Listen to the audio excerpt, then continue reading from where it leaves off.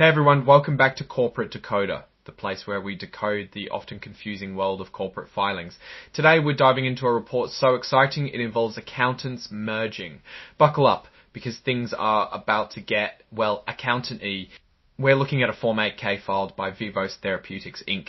This isn't their usual quarterly or annual report, but rather a special update about a change in their accounting firm. Now you might be thinking, who cares about accountants? But trust me, this change can signal a lot about what's going on behind the scenes at a company. If you appreciate getting straight insights from corporate documents, make sure you're subscribed. We also have a Discord community linked in the description below. The big news is that Vivos Therapeutics accounting firm Moss Adams LLT merged with Baker Tilly US LLP. Think of it like two schools combining forces. Because of this merger, Moss Adams resigned as Vivos' auditor, and the company's board approved Baker Tilly as the new independent accounting firm. So it's like switching teachers mid-year because the school changed. Let's rewind a bit.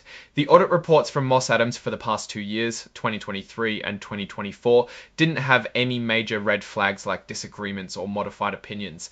However, the report for 2024 did mention a going concern uncertainty. This is basically a warning sign from the auditors that there's doubt about the company's ability to stay in business for the next year. It doesn't mean the company is definitely going under, but it's something to watch. During 2023 and 24, and up until this report, there weren't any disagreements between Vivos and Moss Adams on accounting principles, financial reporting, or the scope of the audit.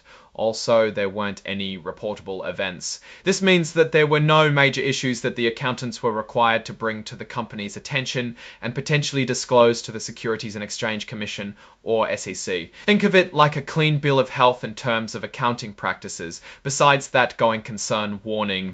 To make sure everyone is on the same page, Vivos gave Moss Adams a copy of this report before it was filed with the SEC. They asked Moss Adams to write a letter confirming that they agree with everything in the report. This letter is included as an exhibit in the filing, which is a standard procedure to ensure transparency and avoid any surprises later on. Now let's talk about the exhibits, specifically Exhibit 16.1.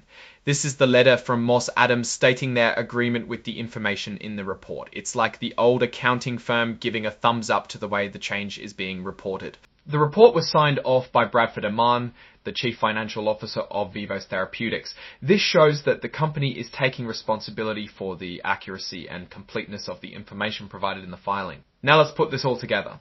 Vivos Therapeutics changed accounting firms because of a merger between Moss Adams and Baker Tilly. The old accounting firm raised a going concern warning, but there were no other major disagreements or reportable events. The company followed the proper procedures to ensure transparency in this transition.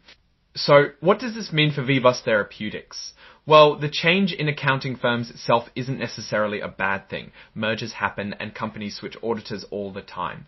However, the going concern warning is something to keep an eye on. It suggests that Vivos may be facing some financial challenges and investors should carefully consider this risk. Looking at Vivos' direction, its financial stability is questionable due to that going concern mention, which is a big red flag. There is also a clear need to demonstrate sustainable profitability.